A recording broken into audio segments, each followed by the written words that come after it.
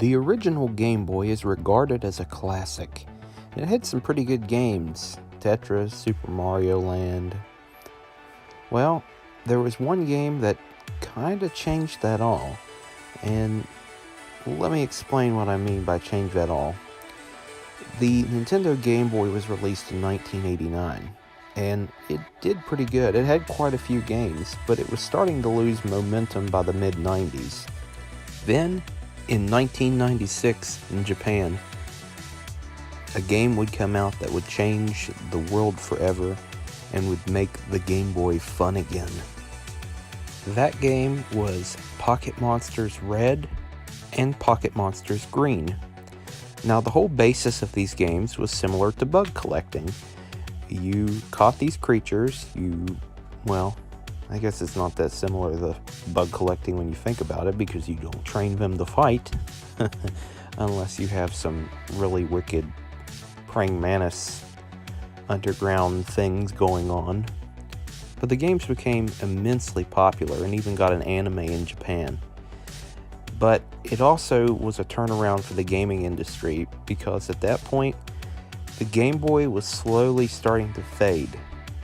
And what I mean by fade is that its popularity was starting to wane. Because at that time, you had Super Nintendo on the market and the coming of Nintendo 64, which was known as the Ultra 64 at the time. And these games were the start of something. And they had not even been released in America yet. And when they were released in America, that's when things really changed. Of course, later that year in 1996, Japan got Pocket Monsters Blue, which, in America, we'll get to that in just a moment.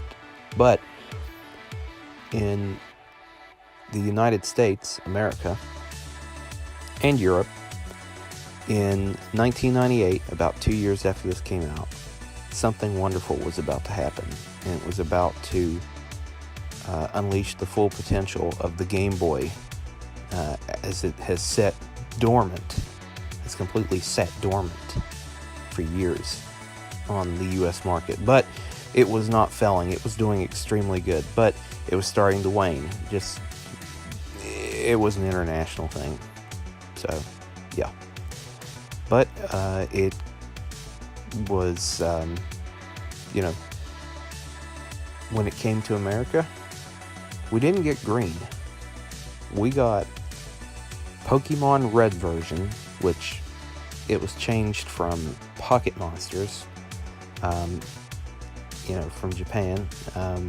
The reason why was because of a toy line called Pocket, I think it was called Monster in My Pocket. There we go.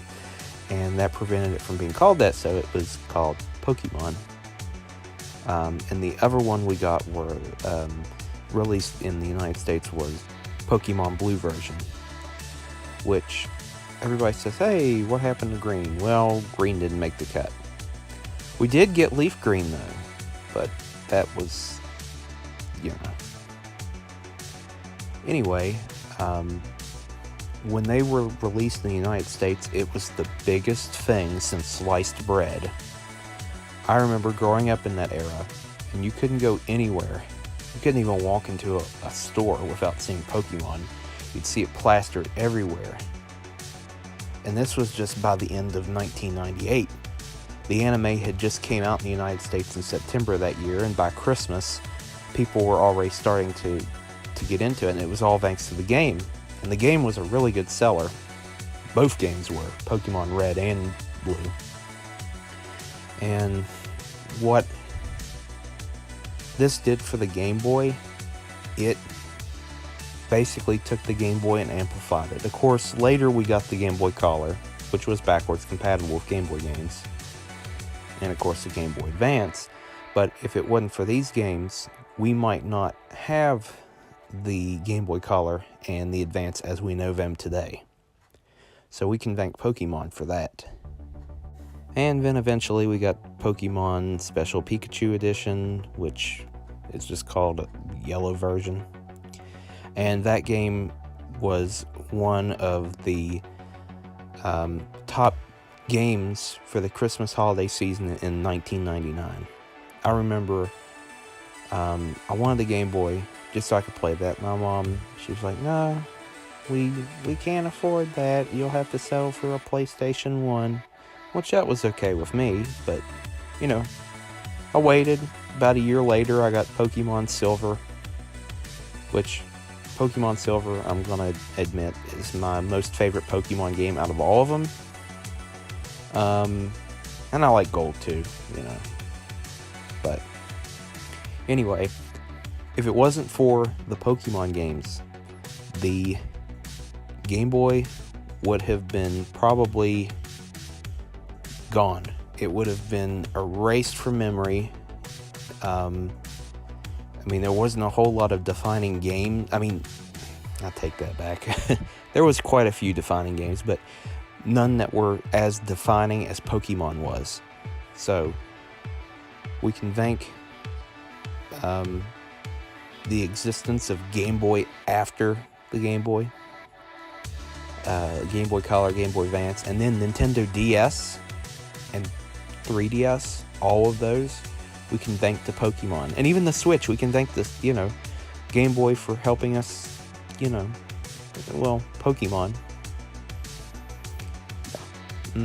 Yep. Well, I hope you enjoyed today's episode. That was a look at how Pokemon made the Game Boy fun again, aka Pokemon saves the day, aka Pokemon saved Game Boy, aka it lined Nintendo's pockets with lots and lots of cash. But that was our episode. I hope you enjoyed. In the comments down below, tell us, what is your favorite Pokemon game? It doesn't have to be a Game Boy one. It can be for like DS, or it could even be a console one like Pokemon Stadium or something, which we'll discuss that soon. But I hope you enjoyed this episode. We have new episodes as of the recording of this, April 2019. For April and May 2019, we have new episodes every Friday, Sunday, and Monday.